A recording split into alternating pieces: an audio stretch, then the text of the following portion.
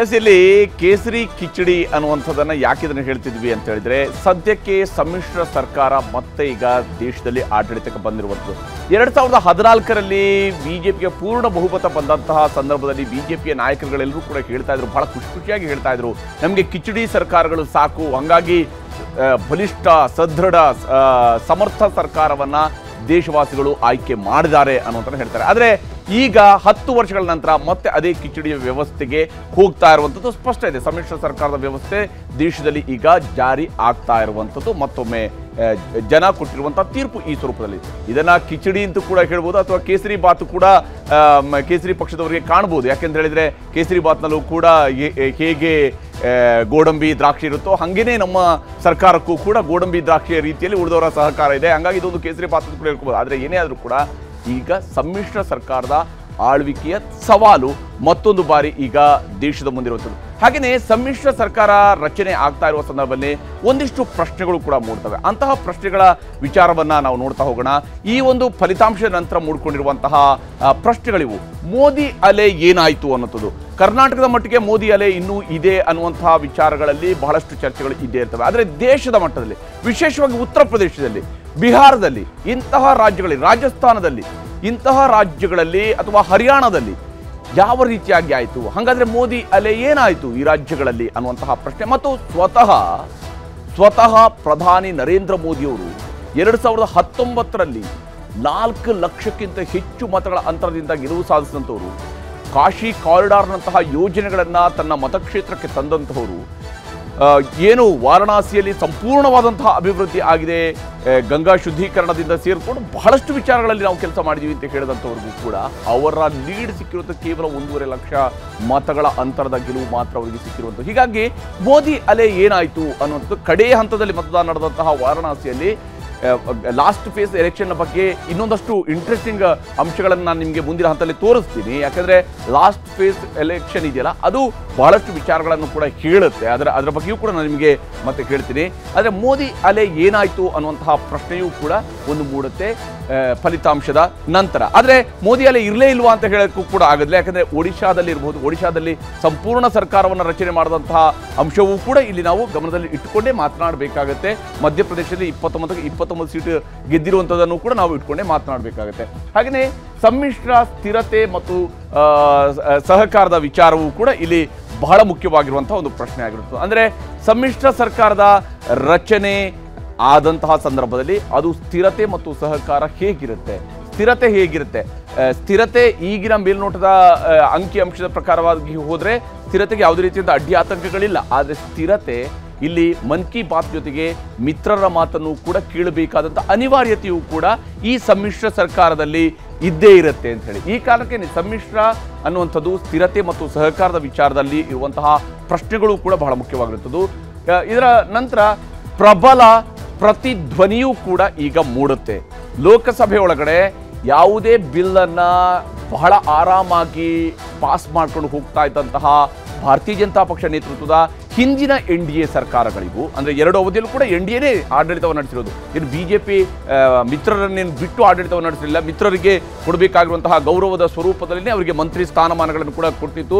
ಒಂದೇ ಒಂದು ಸೀಟಲ್ಲಿ ಕಂಟೆಸ್ಟ್ ಮಾಡದೇ ಇರುವಂತಹ ಅಠಾವಳೆ ಅಂತವ್ರಿಗೂ ಕೂಡ ಮಂತ್ರಿ ಸ್ಥಾನವನ್ನು ಕೊಡ್ತಿರುವಂಥದ್ದು. ಅದು ಒಂದು ಪಕ್ಷವಾಗಿ ಒಂದು ಮಿತ್ರ ಏನು ಸಮ್ಮಿಶ್ರ ಸರ್ಕಾರದ ವ್ಯವಸ್ಥೆಯಿಂದಲ್ಲ ನಾಳೆ ಬರಬಹುದು. ಆ ಅನಿವಾರ್ಯತೆಗೆ ಬೇಕಾದಂತಹ ಸಿದ್ಧತೆಯನ್ನು ಬಿಜೆಪಿ ಈಗಲ್ಲ, 10 ವರ್ಷಗಳ ಹಿಂದೆಯೂ ಕೂಡ ಆ ಮನಸ್ಥಿತಿಯನ್ನು ಕಾಪಾಡಿಕೊಂಡೇ ಬಂದಿದೆ. ಭಾರತದ ರಾಜಕೀಯ ವ್ಯವಸ್ಥೆ ಬಿಜೆಪಿ ಕೂಡ ಬಹಳ ಚೆನ್ನಾಗಿ ಗೊತ್ತಿರುವಂಥದ್ದು, ಇದರಲ್ಲಿ ಯಾವುದೇ ಅನುಮಾನಗಳು ಬೇಕಿಲ್ಲ. ಆದರೆ ಈಗ ಪ್ರಬಲ ಪ್ರತಿಧ್ವನಿ ಇರುತ್ತೆ. ಮುಂಚೆ ಅಧಿಕೃತ ವಿರೋಧ ಪಕ್ಷದ ಸ್ಥಾನಮಾನವೂ ಕೂಡ ಇಲ್ಲದೆ ಗೇಲಿ ಮಾಡುವಂಥದ್ದಕ್ಕೆ ಸುಲಭ ಆಗ್ತಾ ಇತ್ತು. ಆದರೆ ಈಗ ಹಂಗಿಲ್ಲ. ಒಂದು ಅಧಿಕೃತ ವಿರೋಧ ಪಕ್ಷ ಇದೆ, ಹಾಗೆಯೇ ವಿರೋಧ ಪಕ್ಷಗಳ ಒಂದು ಬ್ಲಾಕ್ ಇದೆಯಲ್ಲ, ಅದು ಕೂಡ ಸುಮಾರು 232 ಸೀಟ್ಗಳನ್ನು ಗೆದ್ದಿರೋದು, 234 ಸೀಟ್ಗಳನ್ನು ಗೆದ್ದಿರೋದಿದೆಯಲ್ಲ, ಇದು ಸಹಜವಾಗಿಯೇ ಲೋಕಸಭೆ ಒಳಗಡೆ ಒಂದು ಅದ್ಭುತವಾದಂತಹ ಒಂದು ವಾತಾವರಣವನ್ನು ನಿರ್ಮಾಣ ಮಾಡುತ್ತೆ. ಯಾಕಂದರೆ ಪ್ರಜಾಪ್ರಭುತ್ವದ ಸೌಂದರ್ಯ ಇರುವಂಥದ್ದು ಯಾವಾಗ ಅಂತ ಹೇಳಿದ್ರೆ ಆಡಳಿತ ಪಕ್ಷದ ರೀತಿಯಲ್ಲೇ ಸಮರ್ಥ ಪ್ರತಿಪಕ್ಷವೂ ಕೂಡ ಇದ್ದಾಗ ಅದು ಪ್ರಜಾಪ್ರಭುತ್ವದ ಬ್ಯೂಟಿ ಕೂಡ ಆಗಿರುತ್ತೆ. ಅಂತ ಒಂದು ಬ್ಯೂಟಿ ಈಗಿನ ತೀರ್ಪಿನಲ್ಲಿ ಭಾರತೀಯರು ಕೊಟ್ಟಿರುವಂಥದ್ದು. ಹಾಗೆಯೇ ಇನ್ನೊಂದು ಪ್ರಶ್ನೆ ಇರುವಂಥದ್ದು, ಸಂಪತ್ತು ಸೃಷ್ಟಿ ವರ್ಸಸ್ ಸಂಪತ್ತು ಹಂಚಿಕೆಯ ವಿಚಾರಗಳು ಏನಾಗ್ತವೆ. ನಾವು ಸಂಪತ್ತನ್ನು ಸೃಷ್ಟಿ ಮಾಡ್ತಾರೆ, ಅವರು ಬಂದರೆ ಸಂಪತ್ತನ್ನು ಹಂಚಿಕೆ ಮಾಡ್ತಾರೆ ಅನ್ನುವಂತಹ ವಿಚಾರಗಳನ್ನು ಹೇಳ್ತಾರೆ. ಆದರೆ ಸಂಪತ್ತಿನ ಹಂಚಿಕೆಯ ವಿಚಾರದಲ್ಲಿ ಅನೇಕ ಪ್ರಶ್ನೆಗಳಿದ್ದಾವೆ. ಕಾಂಗ್ರೆಸ್ನ ಮ್ಯಾನಿಫೆಸ್ಟೋವನ್ನು ಬಿಜೆಪಿಯವರು ವಿರೋಧ ಮಾಡಬಹುದು, ಅಥವಾ ಕಾಂಗ್ರೆಸ್ನ ಮ್ಯಾನಿಫೆಸ್ಟೋದಲ್ಲಿ ಇರುವಂತಹ ಅಂಶಗಳ ಬಗ್ಗೆ ಆಕ್ಷೇಪಗಳು ಇರಬಹುದು. ಆದರೆ ಸಂಪತ್ತಿನ ಹಂಚಿಕೆ ಅನ್ನುವಂತಹ ಪ್ರಶ್ನೆ ಇವತ್ತು ಹಿಂದಿಗಿಂತಲೂ ಕೂಡ ಜಾಸ್ತಿಯಾಗಿದೆ. ಯಾಕೆಂದರೆ ಕೋವಿಡ್ ನಂತರದ ಅಂಕಿಅಂಶಗಳು ಹೇಳ್ತಾ ಇರುವಂಥದ್ದು ದೇಶದ ಸಂಪತ್ತಿನ ಹಂಚಿಕೆ ಎಲ್ಲಿದ್ದಂಥದ್ದು ಎಲ್ಲಿಗೆ ಬಂದಿದೆ, ಯಾವ ಸ್ವರೂಪದಲ್ಲಿ ಪರ್ಸೆಂಟೇಜ್ಗಳಲ್ಲಿ ವೇರಿಯೇಷನ್ಸ್ ಆಗಿದ್ದಾವೆ ಅನ್ನೋಂಥದ್ದು. ಈ ಪ್ರಶ್ನೆಗಳನ್ನು ಮುಂದಿಟ್ಕೊಂಡು ನಾನು ಚರ್ಚೆಯನ್ನು ನಡೆಸ್ತೀನಿ. ನನ್ನ ಜೊತೆಗೆ ಅತಿಥಿಗಳು ಕೂಡ ಜಾಯ್ನ್ ಆಗಿದ್ದಾರೆ. ಭಾರತೀಯ ಜನತಾ ಪಕ್ಷದ ರಾಜ್ಯ ವಕ್ತಾರರಾಗಿರುವಂತಹ MG ಮಹೇಶ್ ಅವರು ನಮಗೆ ಕಾರ್ಯಕ್ರಮದಲ್ಲಿ ಜಾಯ್ನ್ ಆಗಿದ್ದಾರೆ. ಹಾಗೆಯೇ JDSನ ರಾಜ್ಯ ವಕ್ತಾರರಾಗಿರುವಂತಹ ಅಶ್ವಿನ್ ಗೌಡ ನಮಗೆ ಕಾರ್ಯಕ್ರಮದಲ್ಲಿ ಜಾಯ್ನ್ ಆಗಿದ್ದಾರೆ. ಹಿರಿಯ ಪತ್ರಕರ್ತರಾಗಿರುವಂತಹ BV ಶಿವಶಂಕರ್ ಅವರು ನಮಗೆ ಕಾರ್ಯಕ್ರಮದಲ್ಲಿದ್ದಾರೆ. ಕಾಂಗ್ರೆಸ್ನ ವಕ್ತಾರರಾಗಿರುವಂತಹ ನಿಕೇತ್ ರಾಜ್ ಮೌರ್ಯ ನಮ್ಮ ಜೊತೆಗೆ ಈ ಕಾರ್ಯಕ್ರಮದಲ್ಲಿ ಸ್ವಲ್ಪ ಹೊತ್ತಿನಲ್ಲಿ ಜಾಯ್ನ್ ಆಗ್ತಾರೆ. ನನ್ನ ಚರ್ಚೆನ MG ಮಹೇಶ್ ಅವರ ಮೂಲಕವಾಗಿಯೇ ಆರಂಭಿಸ್ತೀನಿ. ಮಹೇಶ್ ಅವರೇ, ಅಭಿನಂದನೆಗಳು. 3ನೇ ಬಾರಿಗೆ ಸರ್ಕಾರ ರಚನೆ ಆಗ್ತಾ ಇದೆ, NDA ಸರ್ಕಾರ ರಚನೆ ಆಗ್ತಾ ಇದೆ. ಆದರೆ ಪೂರ್ಣ ಬಹುಮತ ಸಿಕ್ಕಿಲ್ಲ ಅನ್ನುವಂಥ ವಿಚಾರದಿಂದಲೇ ಚರ್ಚೆಗಳು ಕೂಡ ಶುರುವಾಗುತ್ತೆ. ಯಾಕಂದರೆ 400 ಪಾರ್ ಹೇಳ್ತಾ ಇದ್ರಿ, 370 ಟಾರ್ಗೆಟನ್ನು ಇಟ್ಟಿದ್ರಿ.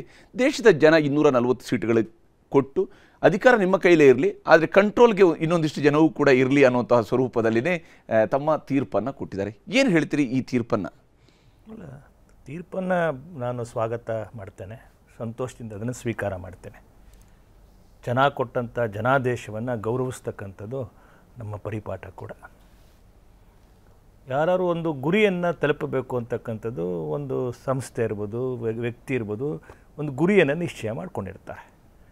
ಭಾವನಾತ್ಮಕವಾಗಿ 370ನೇ ವಿಧಿ ತೆಗೆದ ನಂತರ ನಮಗೆ ನಮ್ಮೆಲ್ಲ ಕಾರ್ಯಕರ್ತರನ್ನ ಪ್ರೇರಣೆ ಮಾಡಬೇಕು, ಗುರಿ ಮುಟ್ಟಬೇಕು ಅಂತ ಮಾಡಿದ್ದು ಪ್ರಯತ್ನ ಸತ್ಯ ಕೂಡ. ನಾವು ಅದನ್ನು ಏನಿಲ್ಲ ಅಂತಲ್ಲ, ಅಂದರೆ 370 400 ಗುರಿ ಮುಟ್ಟಬೇಕು ಅಂತಕ್ಕಂಥ ಒಂದು ಪ್ರಯತ್ನ ಒಂದು ರಾಜಕೀಯ ಪಾರ್ಟಿ ತನ್ನ ಒಂದು ಗುರಿ ಹಾಕ್ಕೊಳ್ಬೇಕಾಗಿರೋಂಥದ್ದು ಸಹಜ ಕೂಡ. ಇಲ್ಲಿ ಪ್ರೀ ಪೋಲ್ ಅಲಯನ್ಸಿನ ಆಧಾರದ ಮೇಲೆ ನಮ್ಮ NDAಗೆ ಜನ ಬಹುಮತವನ್ನು ಕೊಟ್ಟಿದ್ದಾರೆ. ನಮ್ಮ ಅಪೇಕ್ಷೆ ಮತ್ತು ನಿರೀಕ್ಷೆಗಳು ವ್ಯತ್ಯಾಸ ಆಗಿದೆ, ನಾನು ಇಲ್ಲ ಅಂತ ಹೇಳ್ತಿಲ್ಲ. ತಾವು ಪ್ರಾರಂಭದ ನಿರೂಪಣೆಯಲ್ಲಿ ಹೇಳಿದಂಥದ್ದು ಒಂದು ರಚನಾತ್ಮಕವಾದಂಥ ಒಂದು ಪ್ರಬಲ ವಿರೋಧ ಪಕ್ಷ ಇರಲೇಬೇಕದು. It is a beauty of the democracy. ನನಗಂತೂ ಭಾಳ ಖುಷಿ ಏನಂತಂದರೆ ಒಂದು ಪ್ರಬಲವಾದಂಥ ಒಂದು ವಿರೋಧ ಪಕ್ಷ ನಮಗೆ ಸಿಕ್ಕಿರ್ತಕ್ಕಂಥದ್ದು ಕೂಡ ದೇಶದ ಬೆಳವಣಿಗೆ ದೃಷ್ಟಿಯಿಂದ ಅನುಕೂಲ ಆಗ್ತದೆ ಅಂತ ಭಾವನೆ. ಆದರೆ ನಾವ್ಯಾರೂ ಕೂಡ ಭ್ರಮೆ ಒಳಗಡೆ ಇರಬೇಕಾದಂಥದ್ದು ಅವಶ್ಯಕತೆ ಇಲ್ಲ. ಚಂದ್ರಬಾಬು ನಾಯ್ಡು, ನಿತೀಶ್ ಕುಮಾರ್ ಅವರೆಲ್ಲ ಹೀಗೆಲ್ಲ ಮಾಡ್ತಾರೆ ಅಂಥೇಳಿ ಅಂದಾಜು ಮಾಡಿ ಮಾತನಾಡೋಂಥ ಅವಶ್ಯಕತೆ. ಯಾಕಂದರೆ ಇದು ಪ್ರೀ ಪೋಲ್ ಅಲಯನ್ಸ್, ಇದು ಯಾವುದೂ ಕೂಡ ಆಮೇಲಿಂದ ಆಗುವಂಥ ಅಲಯನ್ಸ್ ಅಲ್ಲ. ಪ್ರೀ ಪೋಲೋ ಜನಗಳ ಮುಂದೆ ಒಟ್ಟಾಗಿ ಹೋಗಿರುವಂಥದ್ದು. ನಮಗೆ ಗೌರವ ಕೊಡಿ, ನಮಗೆ ಮತವನ್ನು ಕೊಡಿ ಅಂತ ಅದರ ಆಧಾರದ ಮೇಲೆ ಆ ರಾಜ್ಯಗಳಲ್ಲೂ ಕೊಟ್ಟಿದೆ. ಒಟ್ಟು BJPಯ ಬೆಳವಣಿಗೆ ನಿಜವಾಗ್ಲೂ ದೊಡ್ಡ ಪ್ರಮಾಣದಲ್ಲಿ ಯಾವ ಒಂದು ಸ್ಥಿರತೆ ಅಂತಕ್ಕಂಥದ್ದನ್ನು ಕಳೆದ 10 ವರ್ಷಗಳಲ್ಲಿ ನಮ್ಮ ಆಡಳಿತದಲ್ಲಿ ತೋರಿಸಿದರ ಪರಿಣಾಮ ದೇಶಕ್ಕೆ ಬಂಡವಾಳ ಬಂದಿದೆ. ದೇಶದ ಎಲ್ಲ ಅದು ಆಡಳಿತಾತ್ಮಕವಾಗಿರ್ಬೋದು, ಎಲ್ಲ ರೀತಿಯಲ್ಲೂ ಕೂಡ ದೇಶ ಸುಧಾರಣೆಯಾಗಿ ಒಂದು ದೊಡ್ಡ ದಾಪುಗಾಲು ಆಗಲಿಕ್ಕೆ ಸಾಧ್ಯ ಆಗಿರುವಂಥದ್ದು ಒಂದು ಸ್ಥಿರತೆ ಅಂತಕ್ಕಂಥದ್ದು. ಆ ಸ್ಥಿರತೆ ಅಂತಕ್ಕಂಥದ್ದು ಈಗಲೂ ಕೂಡ ಮುಂದುವರಿಯುತ್ತೆ. ಯಾವುದೋ ಸಂಖ್ಯೆ ಅಲ್ಲ, ಒಂದು ನಿಮಿಷ ಹೇಳ್ಬಿಡ್ತೀನಿ ಹರಿಪ್ರಸಾದ್. ಈಗೇನು ತಾವು ಹೇಳಿದ್ರಿ, ಯಾವ ಬಿಲ್ಲುಗಳು ಕೂಡ ಯಾವುದೂ ಕೂಡ ಅದು ನಮ್ಮನ್ನು ಅನ್ಸ್ಟಾಪಬಲ್, ನಮ್ಮನ್ನು ಯಾವುದೂ ಕೂಡ ಅನ್ಇಂಟ್ರಪ್ಟೆಡಾಗಿ ನಮ್ದು ಹೋಗ್ತಾ ಇರತ್ತೆ. ಹೇಗೆ ಅಂತ ಹೇಳ್ತೀನಿ ಕೇಳಿ. ನಮಗೆ ಲೋಕಸಭೆಯಲ್ಲಿ ಬಹುಮತ ಇದೆ, ರಾಜ್ಯಸಭೆಯಲ್ಲೂ ಬಹುಮತ ಇದೆ. ಸುಮಾರು 20 ರಾಜ್ಯಗಳಲ್ಲಿ ನಾವು ಆಡಳಿತ ಮಾಡ್ತಾಯಿದ್ದೀವಿ. ಅಂದರೆ ಯಾವ ಬಿಲ್ಲಿಗೂ ಎಲ್ಲೂ ಅಡೆತಡೆ ಆಗೋದಿಲ್ಲ. ನಮ್ಮ ಭ್ರಮೆಯಿಂದ ನಾವು ಇರೋದು ಬೇಡ. ಯಾಕಂದರೆ ರಾಜ್ಯಸಭೆಯಲ್ಲಿ ಯಾವುದೇ ಬಿಲ್ಲನ್ನು ಎಂಡಾರ್ಸ್ ಮಾಡಬೇಕಾಗಿರ್ತಕ್ಕಂಥದ್ದು ರಾಜ್ಯಸಭೆ. ಇವತ್ತಿನ ನಮ್ಮ ಶಕ್ತಿ ಆಧಾರದಲ್ಲಿ ರಾಜ್ಯಸಭೆ ಒಳಗಡೆ ನಮಗೆ ಬಹುಮತ ಇದೆ, ಲೋಕಸಭೆಯಲ್ಲೂ ಬಹುಮತ ಇದೆ. 20 ರಾಜ್ಯಗಳಲ್ಲಿ ನಾವೇ ಸ್ವತಃ ಆಡಳಿತವನ್ನು ಮಾಡ್ತಾಯಿದ್ದೀವಿ. ಆದ್ದರಿಂದ ಯಾವ ಬಿಲ್ಲುಗಳು ಕೂಡ, ಯಾವ ಸುಧಾರಣೆಗಳು ಕೂಡ ಎಲ್ಲೂ ಕೂಡ ತಡೆ ಆಗೋದಿಲ್ಲ. ಮೋದಿ ಹವಾ ಅಂತ ಹೇಳಿದ್ರು. ಹೊಸದಾಗಿ ಆಂಧ್ರ ಪ್ರದೇಶದಲ್ಲಿ ಬಹುಕಾಲ ಇದ್ದಂಥ ಒರಿಸ್ಸಾದ BJD ಸರ್ಕಾರವನ್ನು ತೆಗೆದು ಇವತ್ತಿನ ಅರುಣಾಚಲ ಪ್ರದೇಶದಲ್ಲಿರ್ಬೋದು, ಪ್ರತಿಯೊಂದು ರಾಜ್ಯಗಳಲ್ಲೂ ಕೂಡ ದೊಡ್ಡ ಪ್ರಮಾಣದ ಜನ ಮೋದಿ ಮತ್ತು ಮೋದಿಯವರ ಕರ್ತೃತ್ವ ಶಕ್ತಿ, ಅವ್ರು ಮಾಡಿರ್ತಕ್ಕಂಥ ಕೆಲಸದಲ್ಲಿ ಬೆಂಬಲವನ್ನು ಕೊಟ್ಟಿದ್ದಾರೆ. ನಮಗೂ ಮತ್ತು ಕಾಂಗ್ರೆಸ್ಗೆ ಎಷ್ಟು ಪರ್ಸೆಂಟಲ್ಲಿ ವೋಟ್ ಡಿಫ್ರೆನ್ಸ್ ಇರೋದು? 17% ಡಿಫ್ರೆನ್ಸ್ ಇದೆ. 17% ಒಂದು ದೇಶದೊಳಗಡೆ ಸಾಮಾನ್ಯನ 17% ಡಿಫ್ರೆನ್ಸ್ ಬಿಟ್ವೀನ್ ನಮಗೆ ಮತ್ತು ಕಾಂಗ್ರೆಸ್ಗೆ. ಎಷ್ಟು? ಹಿಂದೆ ಎಷ್ಟಿತ್ತು ಅಂತ? ಹಿಂದೆ ಇರುವ 45% ಇದ್ವಿ, ಈಗ 37% ಇದ್ವಿ. 19 ಅವಾಗ ಅವ್ರಿಗೆ 19%, ನಿಮಗೆ 37%. ಆಯ್ತಾ? ಅಲ್ಲ ಹಾಗಲ್ಲ ನೋಡಿ, ಜನಾದೇಶವನ್ನ ಗೌರವಿಸಬೇಕು, ಹಾಗಲ್ಲ ಅಂತರ ಕಡಿಮೆ ಅಲ್ಲ. ನಾನು ಹೇಳೋದು ಅವ್ರಿಗೆ ಅಧಿಕೃತ ಪ್ರತಿಪಕ್ಷ ಸ್ಥಾನ ಇರಲಿಲ್ಲ ಅವ್ರಿಗೆ. ಇವತ್ತು ಅವ್ರು 3 ಅಂಕಿಗೆ ಬರೆದಿದ್ರು ಕೂಡ 99ಕ್ಕೆ. ನಾನು ನಿಮಗೆ ಅವತ್ತೇ ಕತೆ ಹೇಳ್ತಿದ್ದೆ, ನಾನು ಶಿವಶಂಕರ್ ಸರ್ಗೆ ಹೇಳ್ತಿದ್ದೆ. ಕನ್ನಡದಲ್ಲಿ ಒಂದು ಶಾಲೆಯಲ್ಲಿ ಒಂದು ಈ ಇನ್ಸ್ಪೆಕ್ಷನ್ ಅಂತ ಮಾಡ್ತಾರೆ ಹರಿಪ್ರಸಾದ್. ಆಗ ಒಬ್ಬ ವಿದ್ಯಾರ್ಥಿ ಕರೆದ್ಬಿಟ್ಟು ಒಬ್ಬ BEO ಕೇಳಿದಂತೆ, ಏನಪ್ಪ RR ಎಷ್ಟು ಅಂತೇಳಿ. ಅವನು 66 ಅಂತ ಹೇಳಿದಂತೆ. ಅಲ್ಲಪ್ಪ ಏನು ಅಂತ BEO ಕೇಳಿದಂತೆ ಶಿಕ್ಷಕನಿಗೆ, ಹೇಗೆ ಈ ಥರ ಈ ಪಾಠ ಮಾಡಿದ್ದೀರ ನಿಮ್ಮ ಹುಡುಗ RR ಎಷ್ಟು ಅಂದರೆ 66 ಹೇಳ್ತಾರಲ್ಲ ಅಂತ. ಇಲ್ಲ ಸರ್, ಮೊದಲು 86 ಹೇಳ್ತಿದ್ದ, ಈಗ 66ಗೆ ಬಂದಿದ್ದಾನೆ, ಪರವಾಗಿಲ್ಲ ಅಂತ. ಕಾಂಗ್ರೆಸ್ಸಿನ ಸ್ಥಿತಿ ಆ ಥರ. ಅವರು ಏನು ಸುಧಾರಣೆ ಆಗಿಬಿಟ್ಟಿದೆ ಅಂತ.